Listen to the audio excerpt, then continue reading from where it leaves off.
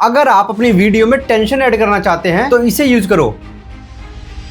तो riser sound effect को video में यूज करो। अपनी वीडियो में अगर सस्पेंस ऐड करना चाहते हो तो ब्रैम साउंड इफेक्ट यूज करो। अगर जूम इन ऐड करना चाहते हो फ्रेम में तो ड्रामेटिक कैमरा जूम यूज करो। अगर तुम्हें पिक्चर साउंड इफेक्ट यूज करना है अपनी वीडियो में तो यूज करो आईफोन कैमरा कैप्चर। अगर तुम जोनिंग आउट हो रहे हो तो आप क्रिकेट साउंड इफेक्ट यूज कर सकते हो। सुश सुश वुश। किसी भी सीन पे जोर डालने के लिए आप इम्पैक्ट यूज कर सकते हो।